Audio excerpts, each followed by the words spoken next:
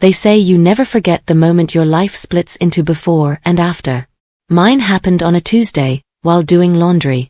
I'm Naomi Fletcher, and 6 months ago I found a receipt in my husband's suit pocket. Not for jewelry. Not for a hotel room. For a private investigator named Warren and Associates. Amount, $3,500. Marcus had hired someone to investigate me. I stood there, the receipt trembling in my hands, trying to understand why my husband of 7 years would spy on his own wife. What did he think I was doing? What was he looking for? I should have confronted him immediately. But something deeper than logic stopped me. Some survival instinct whispered, wait. So I photographed the receipt, placed it back exactly where I found it, and finished the laundry. That night, I kissed Marcus goodnight like always, while my mind raced with questions I couldn't yet answer. The next morning, I hired my own private investigator. 2 weeks later, I met Arthur Kane in a coffee shop 3 towns over. Former police detective, kind eyes, weathered face. He slid a manila envelope across the table. Mrs. Fletcher, I'm not sure how to prepare you for this. Inside were photographs that shattered my world. My husband and a woman, kissing outside a restaurant, holding hands in a park, entering an apartment building at 2 p.m. The woman was beautiful, with dark hair and my same green eyes. She had my mother's smile. Her name is Veronica Bishop, Arthur said quietly. She goes by Ronnie. 29, pharmaceutical sales. No prior marriages. I stared at her face, recognition crawling under my skin. There's more, Arthur hesitated. Veronica Bishop is the daughter of Thomas Bishop. Your father. The coffee shop tilted. My father's name, unspoken for years, hung between us like a curse. My half-sister, I whispered. Yes. From his second marriage, 3 years after he left you and your mother. I'd known he remarried. Known he had another child. But I'd never imagined meeting her like this, as the woman destroying my marriage. Does Marcus know who she is? I asked, though my bones already knew the answer. Arthur's expression confirmed it. Based on what I've found, yes. He's known from the beginning. Let me tell you who I was before becoming the woman holding photos of her husband's affair with her half-sister. I was an architect. Graduated top of my class from Cornell. Worked at Morrison and Associates, one of the city's most prestigious firms. I designed an award-winning community center. I had a future. Then I met Marcus Fletcher in a hospital cafeteria. Surgical resident, exhausted and beautiful, with hands that saved lives and eyes that saw me completely. We fell in love fast. For 3 years, we were equals. Both ambitious, driven, understanding each other's dedication. Then things changed. Marcus joined an elite cardiac practice. His income tripled. And he started suggesting my career was too stressful. You're burning out, he'd say, stroking my hair. What if you took a step back? Just for a while. I resisted. But Marcus was persuasive. He'd point out lost projects, difficult clients, how tired I looked. 3 years ago, Morrison downsized. I was let go. Marcus called it a sign, a chance to focus on us, on starting a family. I became a freelance graphic designer. Work from home. Work that made me small. Looking at these photographs, I finally understood. Marcus hadn't protected me from burnout. He'd systematically dismantled my independence, preparing me for something. The question was, what? Arthur called 3 days later, his voice urgent. Mrs. Fletcher, we need to meet. I found something concerning. In his office, he showed me documents that made my blood run cold. Your husband contacted Bernard Kessler, your mother's estate attorney, 6 weeks ago.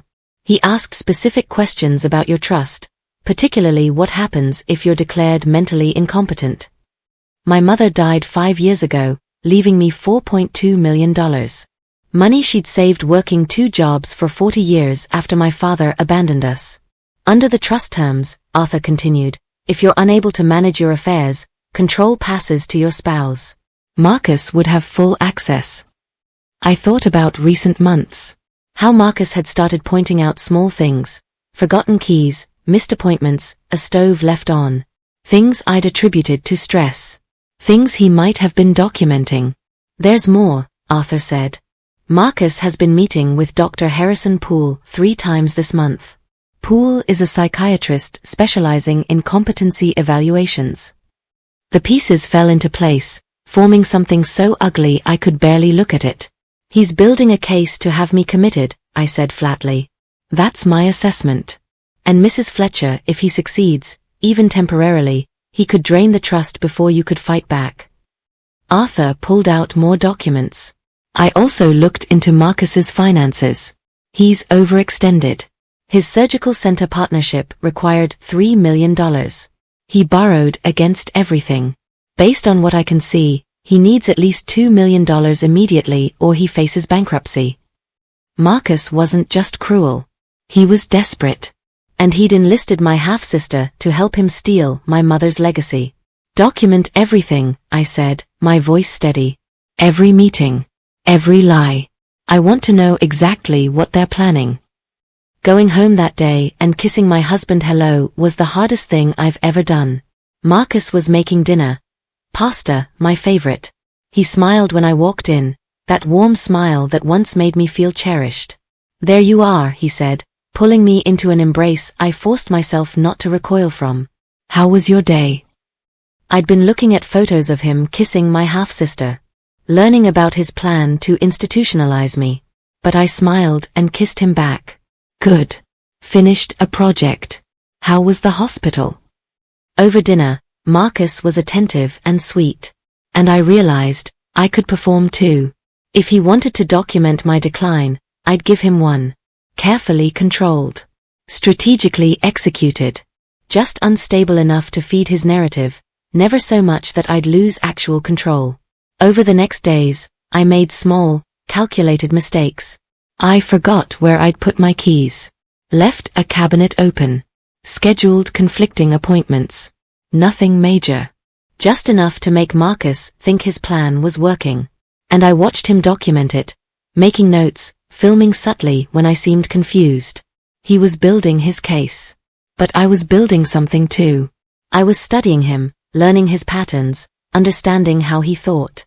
If he wanted war, I'd give him one. On my terms. Arthur called on a Saturday. Ronnie goes to Café Nouveau every Saturday at 10. If you want to see her. I parked across the street at 9:45. At 10:15, Ronnie arrived, laughing into her phone. Beautiful, confident, wearing expensive clothes. She ordered a latte, sat with friends. I watched her gesture with my mother's hands, laugh with my laugh. Genetic echoes connecting us despite never having met. We shared DNA. Shared a father who'd abandoned one family and built another. But we shared nothing else. I watched her for an hour, this sister I'd never known I wanted. I imagined a different world, where Thomas Bishop hadn't left, where we grew up together, laughing in that coffee shop instead of destroying each other. But that wasn't this world. In this world, Ronnie had researched my husband, seduced him, was helping plan my destruction. She'd looked at her half-sister's life and decided to burn it down. Why? Resentment that I'd existed first? Hatred for the daughter our father abandoned? Through Arthur's investigation, I knew she had a pattern, targeting wealthy married men, extracting money, moving on. But I was different. Personal. She'd sought out my husband specifically. This wasn't just a con. This was revenge for something I'd never done. I watched another 30 minutes before driving home. That night I cried, not for Marcus, not for the betrayal. For the sister I would never have. For the relationship that died before it could exist. Then I dried my tears and went back to building my case. Marcus's campaign intensified over the following weeks. My car keys started appearing in strange places. My phone. My laptop. Each time, Marcus would find them, concern dripping from his voice. Are you feeling all right? You seem so scattered lately. But I had cameras. Hidden throughout the house. Kitchen, living room, hallway. Anywhere he might stage evidence. And I caught him. Multiple times. 3 days after installing cameras, I watched footage of Marcus coming home at 2 p.m. while I was supposedly at therapy. He moved my keys from their hook to a drawer, then filmed himself narrating, "Naomi has again misplaced her keys. This is the third time this week. I'm concerned about her increasing forgetfulness." I watched him create fiction in real time. That night, I played my part perfectly. Couldn't find my keys, got progressively upset, until Marcus found them. I thanked him with tears. "I don't know what's wrong with me." He held me, making soothing sounds. "We'll figure this out. Maybe you should see a doctor." I felt him mentally adding this to his file. What he didn't know, I had my own file.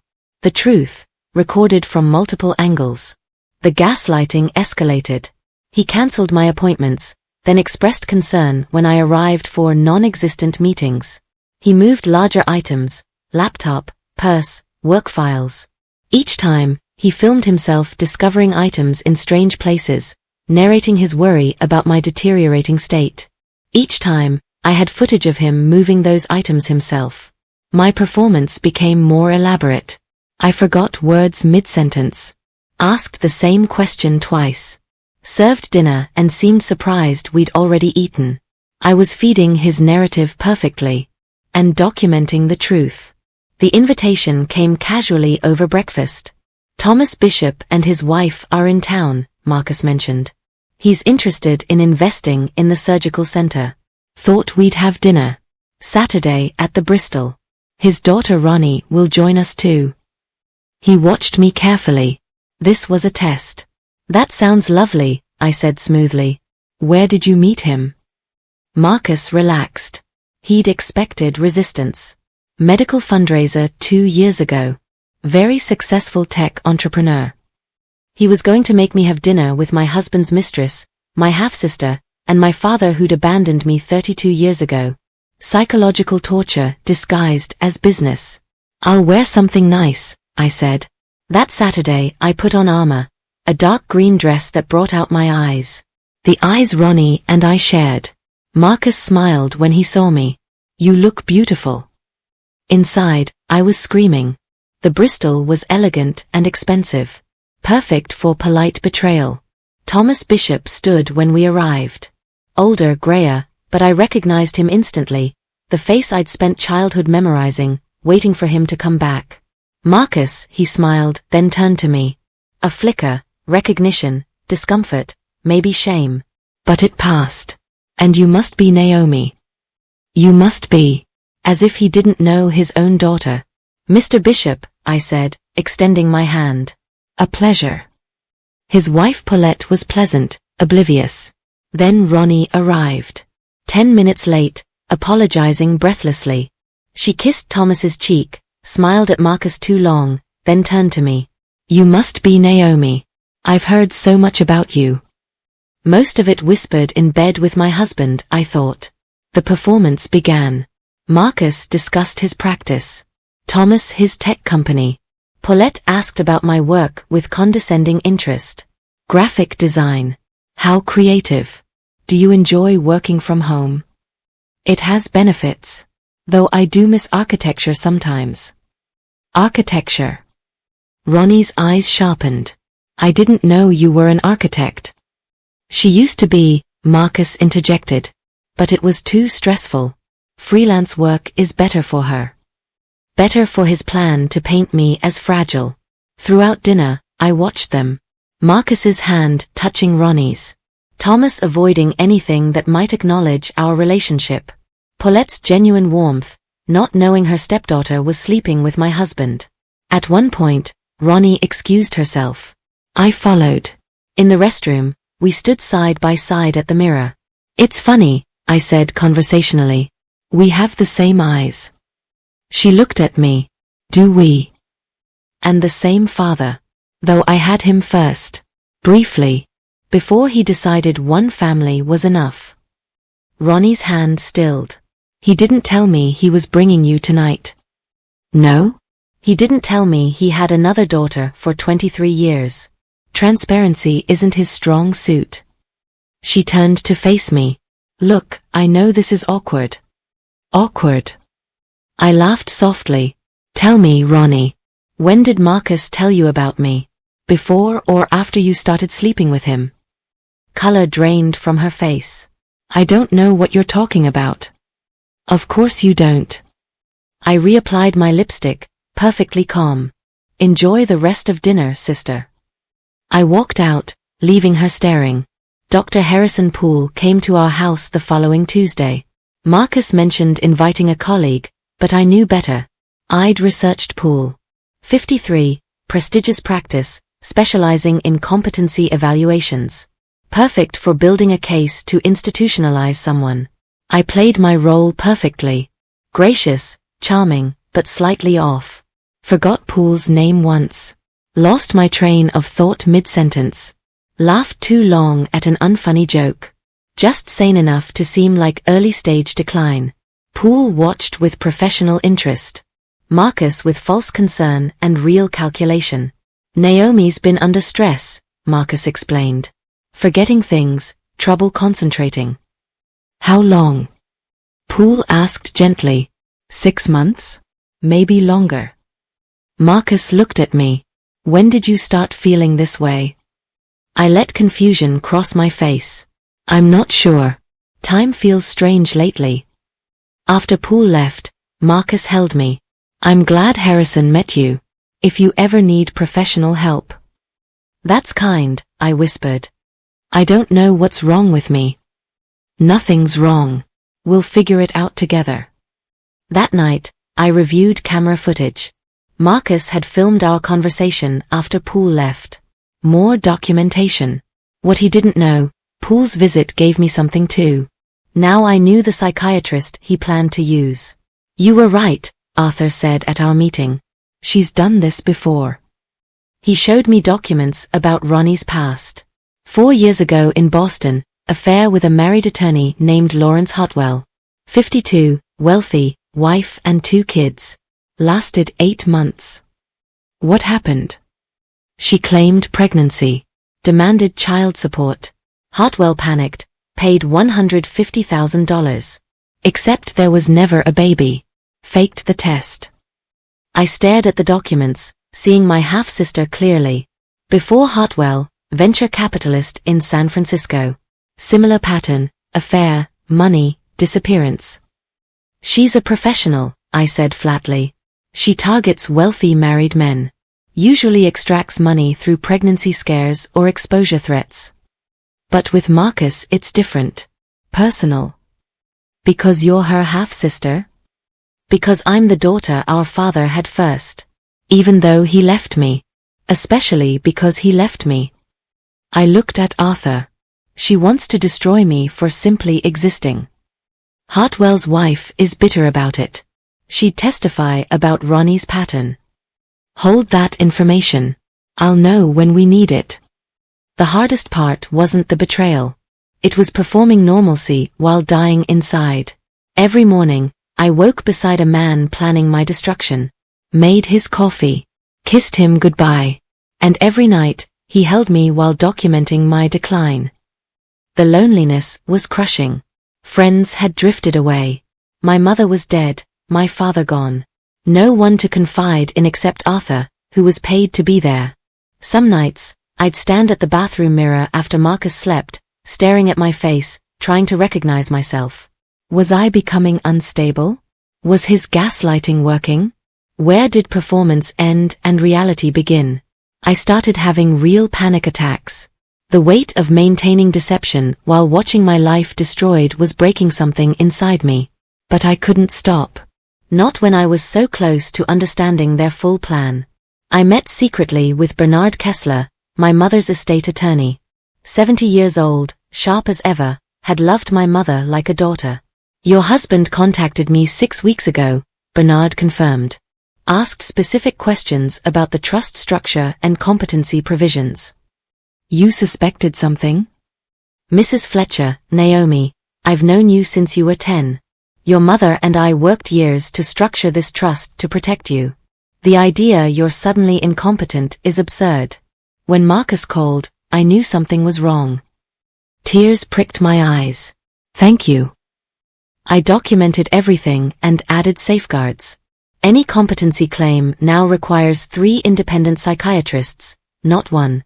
If there's evidence of coercion or fraud, all assets freeze under court supervision. You protected me. I also investigated Marcus's finances. He's overextended. His surgical center stake required massive investment. He's leveraged everything. He needs your trust money, at least $2 million immediately. Otherwise, he loses everything. Marcus wasn't just cruel. He was desperate. And desperate men do terrible things. Through a former colleague, I met Dr. Patricia Kim from the State Medical Board. Over lunch, I carefully broached the subject. If a physician used medical credentials to institutionalize his sane spouse for financial gain, how would the board view that? She set down her fork. Egregious ethics violation. Abuse of professional position, potential fraud, grounds for immediate license suspension. And if he conspired with another psychiatrist to manufacture evidence? Both would face board action. Naomi, is this theoretical? I met her eyes. Not theoretical. And I can prove it. But I need to know what proof you'd require. Documentation. Evidence of conspiracy. Testimony if possible. We take these allegations seriously, but need solid evidence. You'll have it, I said. Soon. While Marcus built his case against me, I built mine against him. I compiled everything: surveillance photos of the affair, documentation of Marcus's meetings with Poole, evidence of financial desperation, hidden camera footage showing him manufacturing evidence, moving belongings, staging situations, filming false narratives. Bernard's documentation of Marcus's trust inquiries. Evidence of Ronnie's pattern of targeting married men. Recordings of Marcus telling me he loved me. Insurance against claims the marriage was over. Every piece catalogued, cross-referenced, time-stamped. A case that would stand in court, before the medical board, in public opinion. But I needed one more thing. I needed them to reveal the full scope. Needed them to commit fully before I struck. Thomas Bishop came to the house alone one afternoon. Marcus was at the hospital. Naomi, he said at the door. I'd like to talk. After 32 years? I know I don't deserve your time. But please. 5 minutes. I let him in, not from forgiveness, but curiosity. I've made mistakes, he began. Leaving you and your mother was the biggest. I was young, stupid, scared. Did you do better with your new family? I tried. Paulette is good. Ronnie is complicated. Complicated enough to sleep with her half-sister's husband? He paled. You know. I know everything, Thomas. The affair. The institutionalization plan. The trust fund theft. And I know you're aware. I didn't know about the institutionalization, he said quickly. I knew about the affair. Should have stopped it. But Naomi, Ronnie's troubled. She's done things like this before. I've spent years cleaning up her messes. And now you're letting her hurt me. I tried talking her out of it. But she's obsessed with you. Always has been. She's always known about you, resented that I had another daughter first. Even though I left you. Especially because I left you. She wants to destroy me because you abandoned me? That's sick. I know. He looked broken. I came to warn you. Ronnie and Marcus are planning something big. Soon. A dinner party Marcus is planning. Important people. The perfect opportunity. The perfect opportunity to make me break publicly. Why tell me this? Because I've been a terrible father, but I'm trying, too late, to not be a complete monster. You don't deserve this, Naomi. I looked at the man who gave me life, then abandoned it. Thank you for the information. But you're 32 years too late for redemption. He nodded and left. Even my father's help felt like betrayal, warning about a trap while doing nothing to stop it. But now I knew their timeline. 1 month to prepare the perfect counterstrike. I spent 3 weeks preparing for war. Arthur increased surveillance, documenting every meeting between Marcus and Poole, every lunch with Ronnie, every manufactured evidence incident. Bernard put additional legal protections in place. The trust was now virtually impenetrable, but I let Marcus think it remained vulnerable. Dr. Kim at the medical board prepared to receive my formal complaint. Everything ready, evidence, documentation, testimony. But I'd wait until after the dinner party. I contacted Lawrence Hartwell's ex-wife Catherine in Boston. She was more than willing to discuss Ronnie's past. I recorded everything. Her testimony was damning. And I planned my own reveal.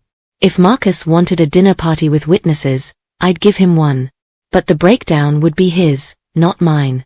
I hired a tech consultant to create a multimedia presentation, video evidence, audio recordings, documentation. Everything timed for maximum impact. I also called Paulette Bishop. Thomas's wife deserved to know what her stepdaughter was doing. 7 days before the dinner party, the gaslighting peaked. Marcus stopped being subtle. Moved my laptop 3 times in one day. Cancelled my appointments. Rearranged my office. "Sweetheart, your office has looked like that for weeks," he said with concern. "Are you feeling all right?" I played along. Acted more confused, more fragile. Cried easily. Asked the same questions multiple times. Marcus looked satisfied. His plan was working. Soon he'd have witnesses to my breakdown, control of my trust, freedom to be with Ronnie. Or so he thought. 3 days before the party, Ronnie called. "Naomi? It's Ronnie. I wondered if we could get coffee. Sister to sister." The audacity was stunning. Why? Because we're family. Despite everything, I'd like to know you.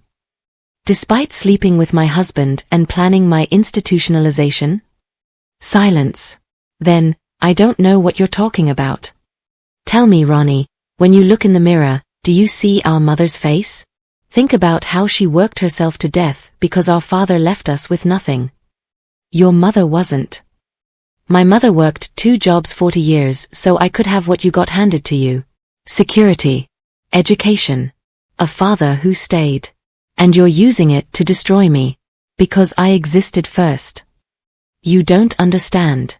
Growing up as the replacement. The do-over. The second chance because he failed with you. So you decided to prove you're as cruel as he was? Congratulations, sister. You succeeded. I hung up. That night, I didn't sleep. I lay beside Marcus, listening to him breathe, preparing for what was coming. The night arrived. Our home transformed, catered food, elegant decorations, everything perfect. Marcus had spared no expense. This was the night he'd secure his financial future. Guests arrived, Marcus's medical partners and wives, Dr. Poole, potential investors, Thomas and Paulette Bishop, and Ronnie, playing innocent family friend. I played hostess with a hint of instability. Forgot one guest's name. Served wine to someone who'd asked for water. Small, believable things. Marcus watched with false concern and real anticipation. This was it. The public breakdown he'd engineered. Except I had my own plan. After dinner, as dessert was served, I stood with my wine glass. Marcus looked pleased. He thought I'd embarrass myself. "I'd like to thank you all for coming," I began, voice clear and strong. "My husband has been planning this evening for quite some time." He smiled, but confusion flickered. This wasn't the script. What many of you don't know is that tonight was supposed to be the culmination of a different plan. A plan 18 months in the making. I clicked a remote.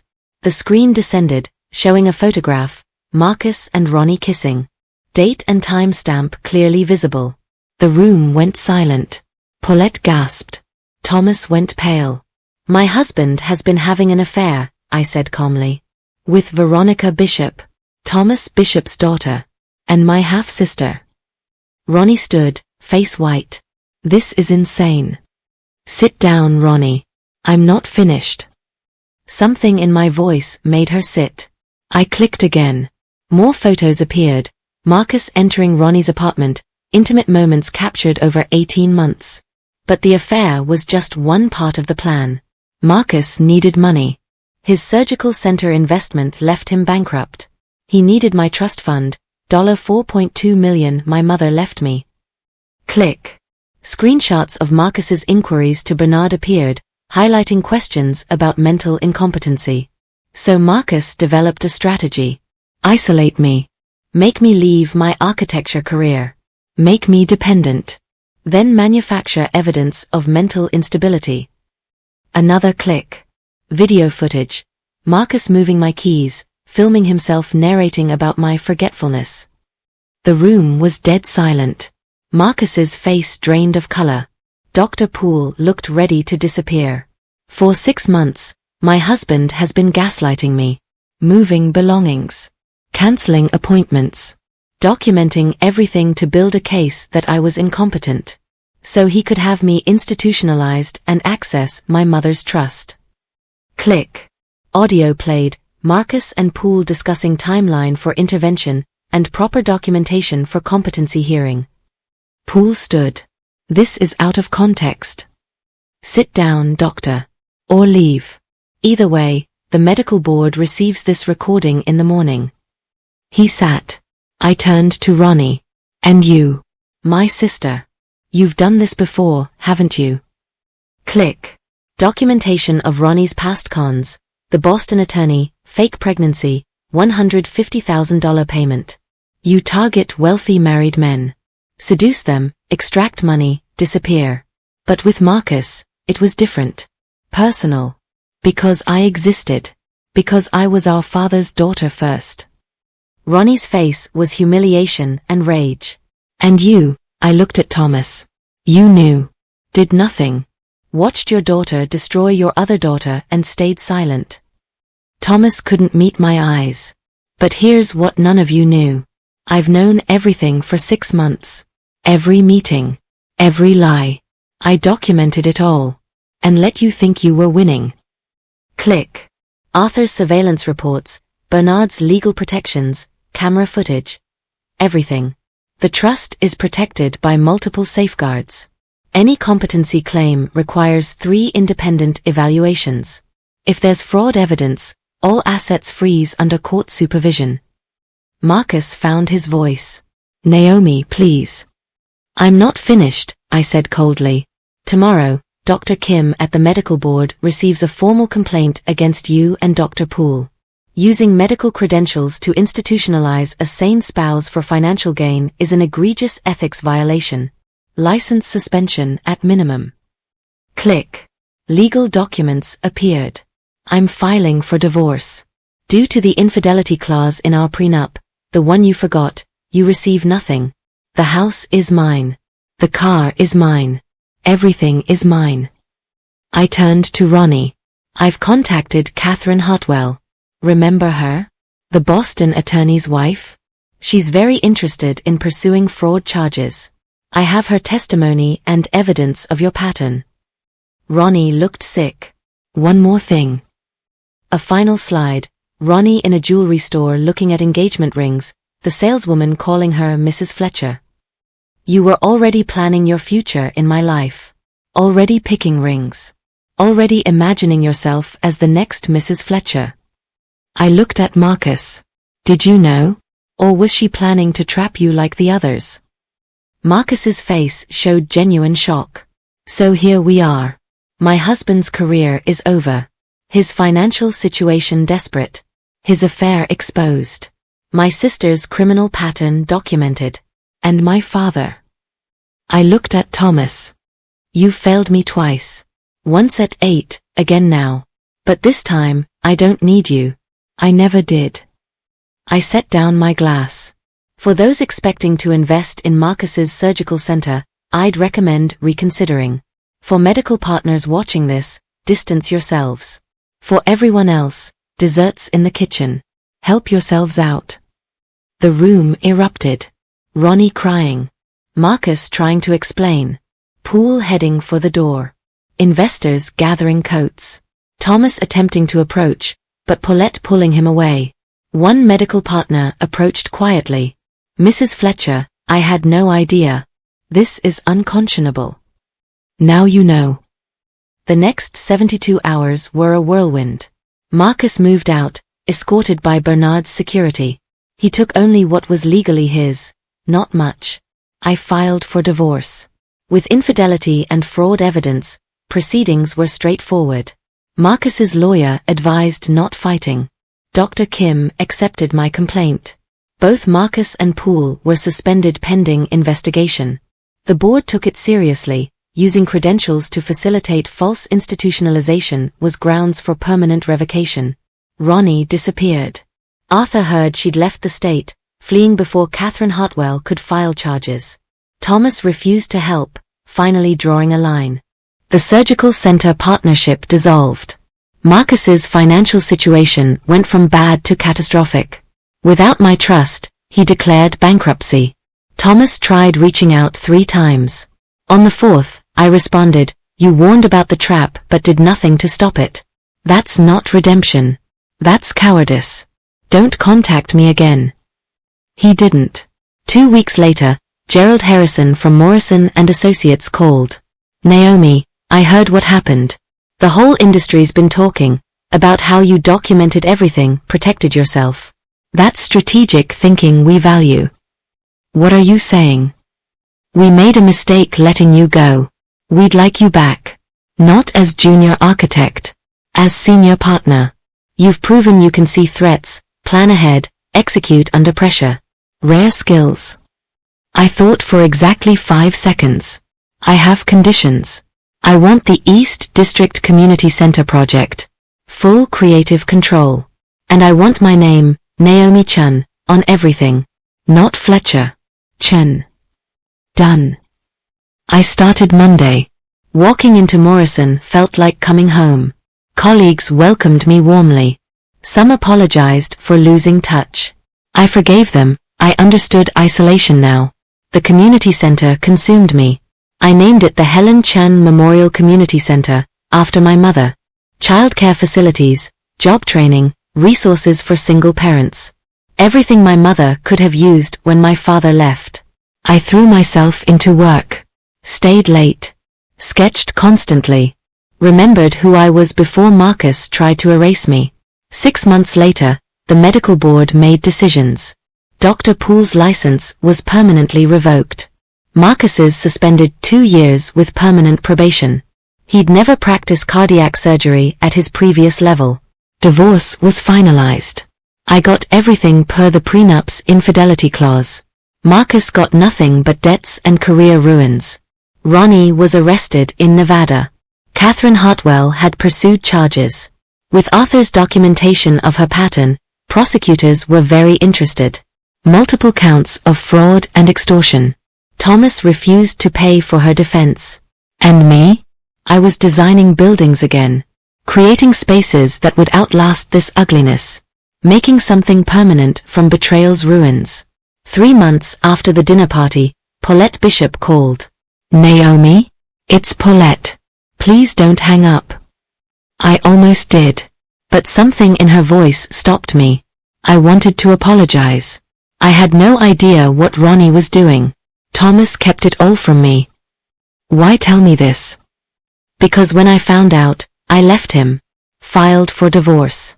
A man who'd let his daughter destroy his other daughter, who'd enable such cruelty. I can't be married to someone like that. You left Thomas? Last month. I'm also testifying on Catherine Hartwell's behalf. Against Ronnie. She needs to face consequences for what she's done.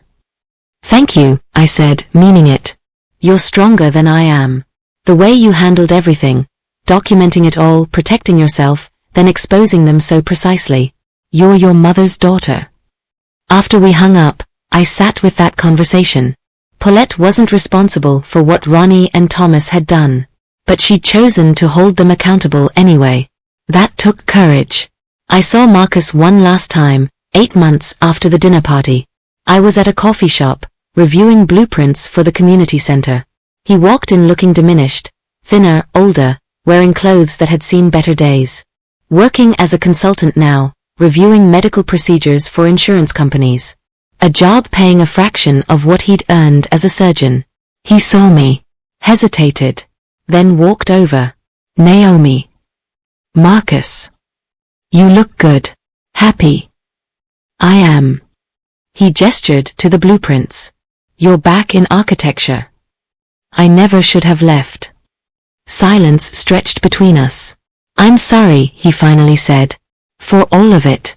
I was desperate and made terrible choices. I hurt you in unforgivable ways. You're right. They are unforgivable. I know I don't deserve it, but do you think you'll ever be able to move past what I did? I looked at him, really looked, and felt nothing. Not anger. Not pain.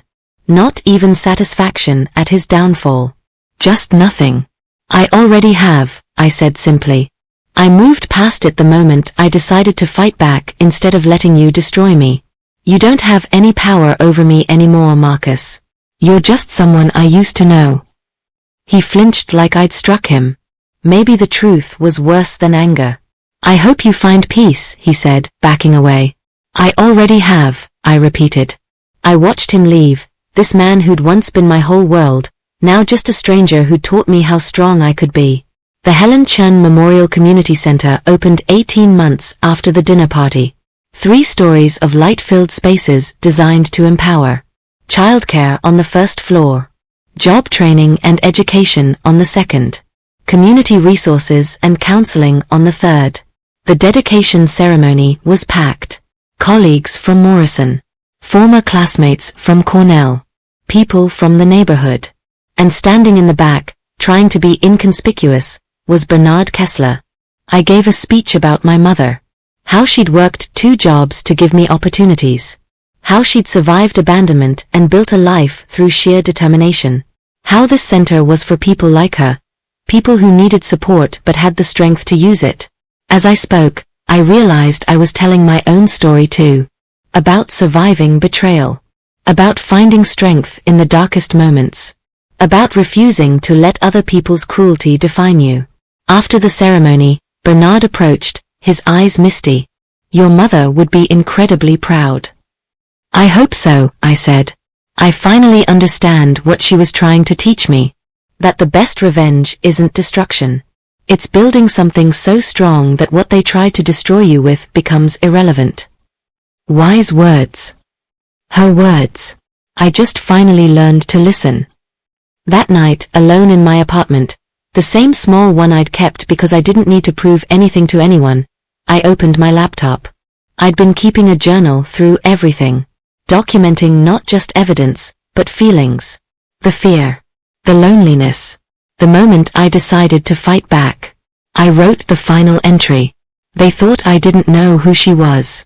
But the question they should have asked was, did they know who I was? And the answer, the one that cost them everything, was no. They never did. Because I wasn't the fragile woman Marcus tried to create. I wasn't the abandoned daughter Thomas could ignore. I wasn't the obstacle Ronnie could erase. I was Naomi Chun, daughter of Helen Chun, who worked herself to the bone to give me a better life. And I honored her memory by refusing to let anyone destroy what she built. Marcus thought he could isolate me, gaslight me, and steal my mother's legacy. Ronnie thought she could destroy me because I had the audacity to exist first. Thomas thought he could abandon me twice and feel no consequences. They were all wrong. I didn't just survive their betrayal. I used it to remember who I was. To reclaim my career. To build something meaningful. The Helen Chun Memorial Community Center will stand for decades, helping thousands of people. Marcus's surgical career is over. Ronnie is facing criminal charges.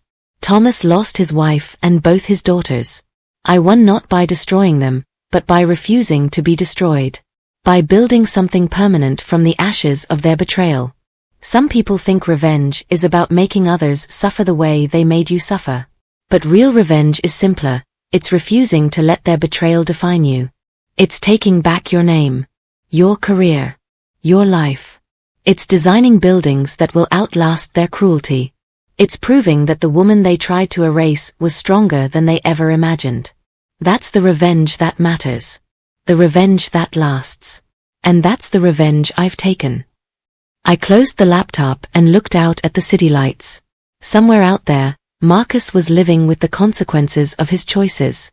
Ronnie was facing charges. Thomas was alone, having lost everyone through his own cowardice. And I was here. Designing buildings. Creating beauty. living the life my mother worked so hard to give me. 2 years later, I received an invitation for an architecture award ceremony. The Helen Chun Memorial Community Center had won the Regional Excellence in Design Award. I went alone, wearing a dress I'd designed myself. Dark green, the color of my mother's eyes. The color of my eyes. The color of Ronnie's eyes too, but that didn't matter anymore. When they called my name, I walked to the stage as Naomi Chun. Not Fletcher. Chun. I accepted the award and looked out at the audience. Colleagues. Friends. People who'd supported me through everything. And in the back row, trying to be invisible, was Arthur Kane. He gave me a small nod. A smile. Recognition of how far I'd come. I gave my acceptance speech, not about the architecture, though that was beautiful. About the people who'd inspired it. My mother. The single parents who'd use the childcare. The job seekers who'd find training. The people who needed help but had the strength to use it. People like I'd been. Isolated. Gaslit. Nearly destroyed. But who found strength in the darkest moment and fought back. As I left the ceremony, award in hand, my phone buzzed. A message from an unknown number. Congratulations on the award. You deserved it. I'm sorry for everything. M. Marcus. Still thinking he deserved my attention. Still thinking his apology mattered. I deleted the message without responding and kept walking. Because he was wrong. He didn't get to be part of my story anymore. He was just a chapter I'd closed. A lesson I'd learned. A mistake I wouldn't repeat. The woman who'd found that receipt in the laundry 2 years ago, she was gone. She'd been scared and confused, wondering what she'd done wrong. The woman who walked out of that ceremony was someone different. Someone stronger. Someone who'd taken the worst betrayal of her life and turned it into art. Into purpose. Into meaning. They thought I didn't know who she was. But the truth was simpler and more devastating. They never knew who I was. And by the time they figured it out, it was far too late. I was unbreakable. I was my mother's daughter. And I was finally completely free.